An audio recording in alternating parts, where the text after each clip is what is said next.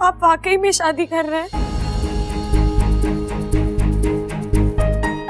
हाँ, कर रहा हूं। मेरे बचपन के प्यार ने सामने से आगे हाथ बढ़ाया है।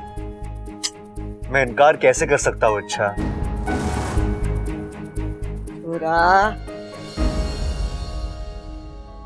खुशियां सिर्फ बातों से नहीं जाहिर की जाती, उसके लिए मुंह मीठा करना जरूरी है। ले, मुंह मीठा कर। छोरी, तू भी अपना मुंह मीठा कर। मैं अभी आती हूँ।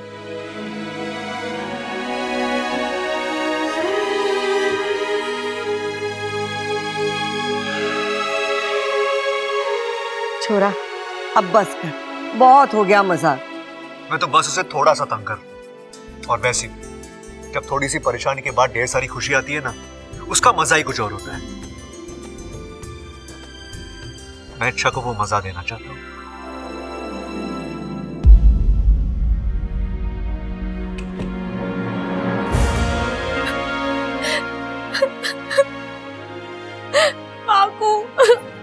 संभालो अपने आप को, क्या हुआ? तुम रो क्यों रही हो?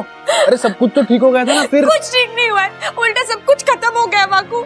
मतलब पापा जी की शादी तय हुई है किसी और से। इच्छा, तू जा।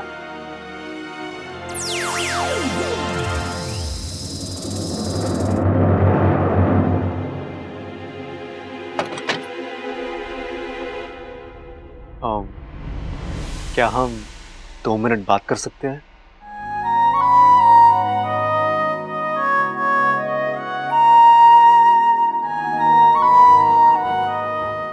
अच्छा, मैं जानता हूं मेरी शादी की बात तुमसे हजम नहीं हो पा रही है, लेकिन ऐसा होता है। अच्छा, मतलब देखो ना, कल तक तुम्हारे आगे पीछे घूमने वाला बब्बल आज किसी और के साथ। हाँ, बुरा तो लग रहा है, लेकिन आपको उससे क्या?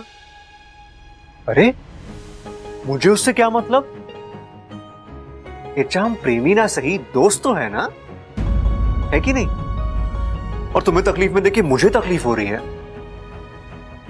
आई एम सॉरी इच्छा, लेकिन मैंने तुम्हारी कही हुई एक एक बात पर अच्छे से गौर किया और मुझे लगा तुम सही तो कह रही हो यार। अरे मैं कब तक तुम्हारा इंतजार करूंगा और क्यों करूंगा मैं?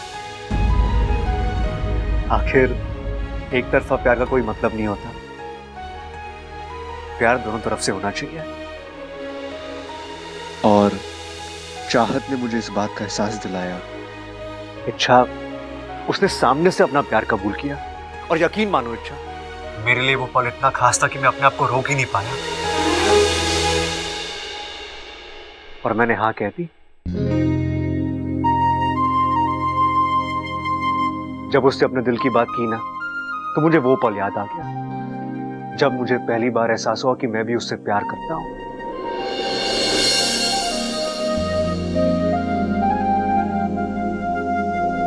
I love you। और फिर मैंने पीछे मुड़कर देखा, कितना कुछ हुआ है हमारे बीच।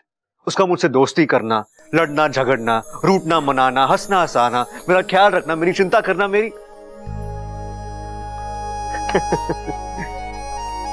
जैसे जैसे मैं वो सब याद करता गया, मुझे उससे प्यार होता गया।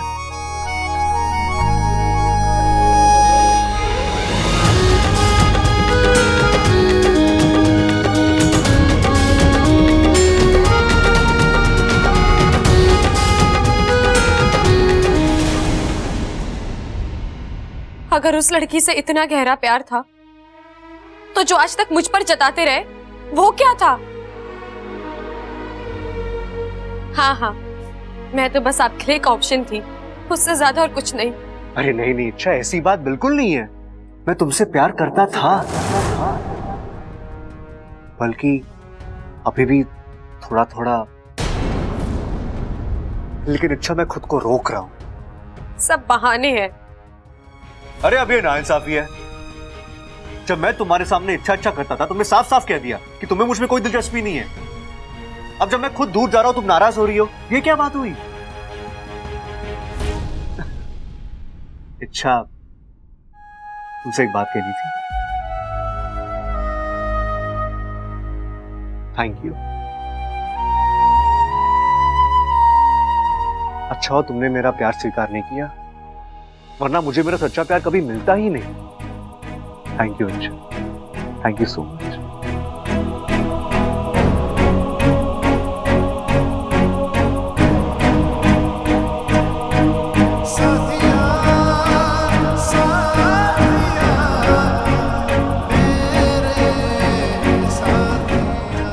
अब मैं चलूं? बस इतना ही कहना था। हाँ, दोस्तों के बीच सिर्फ इतनी बातें होती है मैडम। दिल की बातें करने के लिए अब कोई और आ गई है।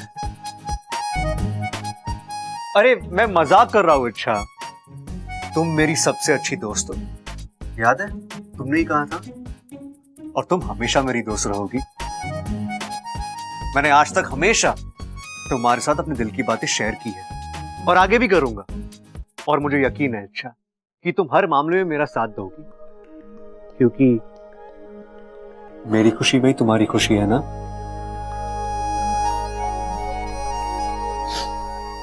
चलो इच्छा, मुझसे एक वादा करो। अरे करो ना। शादी से जुड़ी एक एक रस्म में तुम मेरे साथ रहोगी। ठीक है?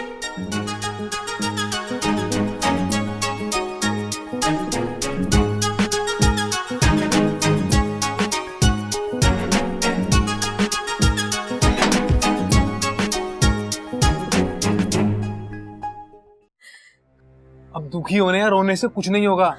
जाओ कुछ करो, बचा लो अपने प्यार को। लेकिन मैं क्या करूं बापू? जाके दादी से बात करो।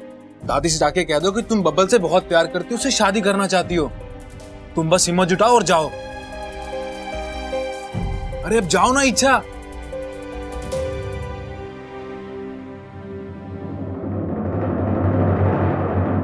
आहा, दादी जी कितने सुंदर कंगन है ये। इच्छा पे अच्छे दिखेंगे ना? हाँ।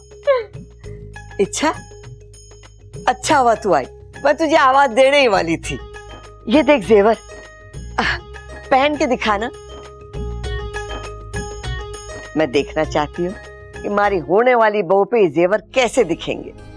लेकिन दादी, मैं किसी और के जेवर कैसे? अरे तू भी तो हमारी अपनी है ना। ममता, तू बैठे देख क्या रही है? अरे पहना नहीं इसे। दादी, मुझे आपसे एक बात कहनी है। अच्छा बोल। अब दादी, मैं तो बस ये पूछने आई हूँ कि आपने बब्बल जी की शादी के लिए हाँ कैसे कह दी? हाँ कैसे बोल दी मतलब? बब्बल और वो छोरी एक दूसरे से प्यार करते हैं, शादी करना चाहते हैं, तो फिर मैं हाँ क्यों ना करूं? लेकिन दादी, वो दोनों बचपन में एक दूसरे से प्यार करते थे ना। अब वो दोनों बड़े हो गए हैं, और बड़े होने के बाद आदमी बदल जाता है।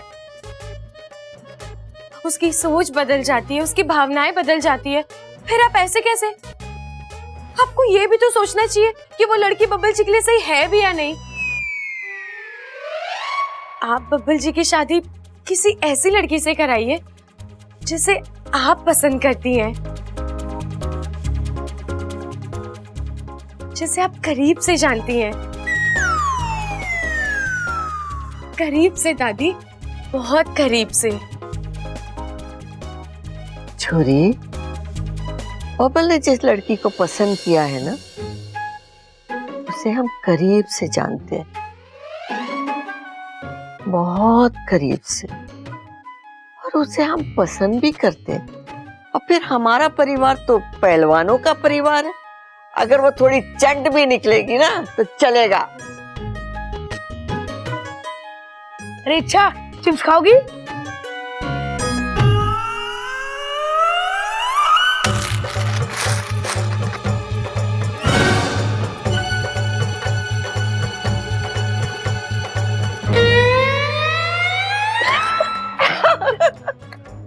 तीर बिल्कुल निशाने पे बैठा है।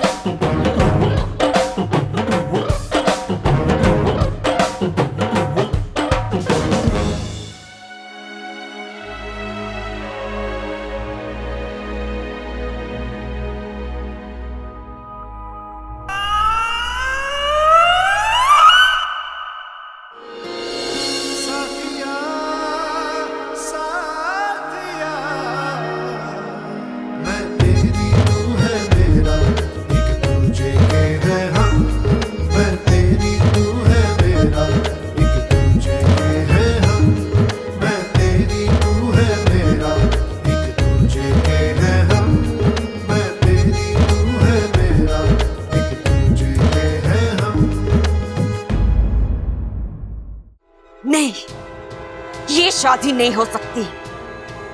चाहती तो मैं भी यही हूँ दीदी, लेकिन कैसे कैसे रोकेंगे इस शादी को? कब और कैसे ये तो हम नहीं जानते, लेकिन हम इतना जरूर जानते हैं कि हम इच्छा की जिंदगी में एक पल के लिए भी खुशियां नहीं आने देंगे। आपके पास ऐसा कोई जरिया है जो? नागशूल, जिसके प्रहार से ना तो कभी कोई बचा है और ना ही कभी कोई बचेगा। लेकिन नागशूल को हासिल करना आसान नहीं है, उसके लिए कड़ी तपस्या करनी पड़ती है, और आज तक इस तपस्या में कोई कामयाब नहीं हुआ है। हम कामयाब होकर दिखाएंगे। हम नागशूल को हासिल करके रहेंगे। नागशूल नागों का वो हथियार है जो अगर एक बार किसी पर चल जाए तो उसे सीधा यमलोक पहुंचा देता है, और हम इच्छा को यमलोक पहुंचा कर ही रहेंगे।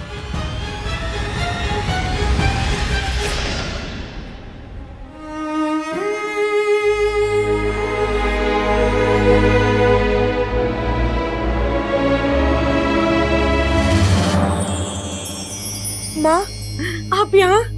इच्छा, इसे पहन ले। गुरुजी ने कहा है बब्बल से शादी के लिए इसे पहनना बहुत जरूरी है। इसे पहनने के बाद ही इंसान बनने की विधि शुरू हो जाएगी, और जब तक तू इंसान नहीं बन जाती बब्बल से शादी नहीं कर सकती। अब इसे पहनने का क्या फायदा माँ? इंसान बनकर करूंगी भी तो क्या करूंगी? जिसके लिए इंसान बन रही थी, जिससे शादी करनी थी, तो किसी और से शादी कर रहा है। मतलब बब्बल जी किसी दूसरी लड़की के साथ शादी कर रहे हैं।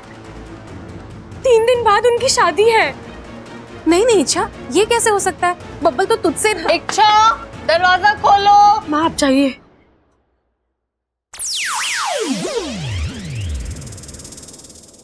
आई दीदी। ये ले, दीदी ये क्या है?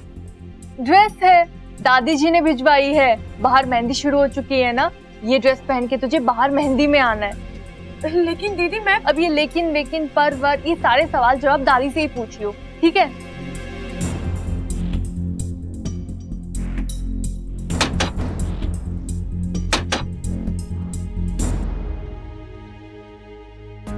माँ, मुझे जाना होगा, वाकू आपको सब समझा देगा। मैं अभी तैयार होकर आई। वाकू ये सब अब मैं क्या बताऊं आपको, मुझे खुद ठीक से पता नहीं है। जब से बब्बल की शादी के बारे में पता चला, मेरा तो फन ही काम नहीं कर रहा है।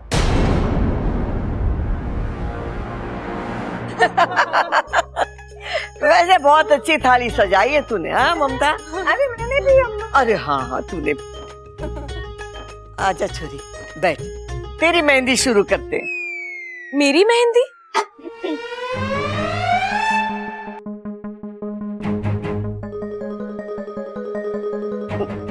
मेरा मतलब है कि तेरे हाथों में मेहंदी लगाते।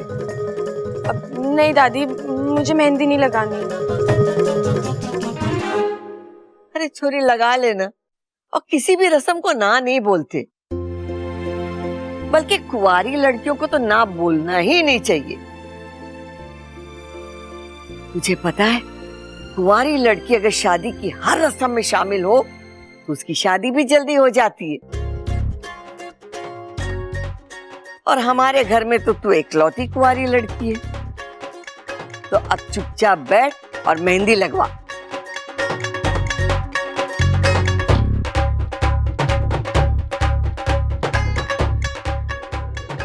मेहंदी किसे शोभा देती है सब जानते हैं, लेकिन बब्बल जी को क्या शोभा देता है ये तो कोई समझना ही नहीं चाहता। तूने कुछ कहा के?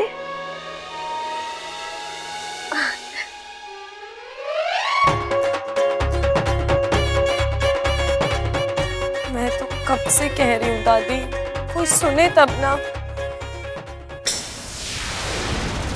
नमो दैव्य नाग दैव्य तक्षकाय सततम नमः। नमो शूलति फणिधराय नियता प्रणता स्मताम। नमो दैव्य नाग दैव्य तक्षकाय सततम नमः।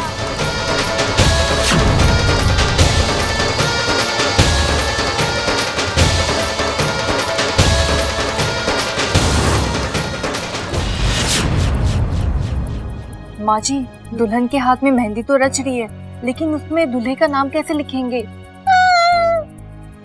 हाय हाय, ये तो मैंने सोचा ही नहीं। आज ये नाम नहीं लिख पाएगी, कल बबल उसे ढूंढ नहीं पाएगा, परसों सुहागरात नहीं होगी। हाय, मैं फिर से दादी कैसे बनूंगी? आप बताओ। ऐसे बातें थूकने से कुछ नहीं होगा माँ जी। जाइए कुछ कीजिए, पर जरा संभल कर, इच्छा को पता नहीं चलना चाहिए। नहीं पता चलेगा। मेरे दिमाग में एक आइडिया है।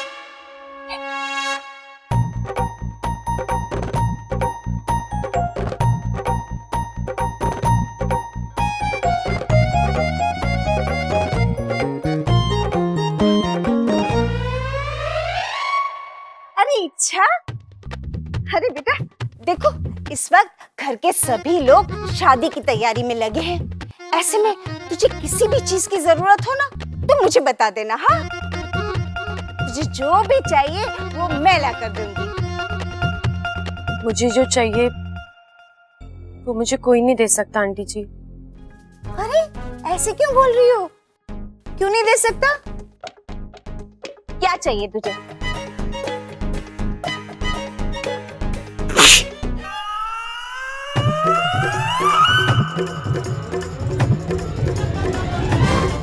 मुग्धा दीदी, आप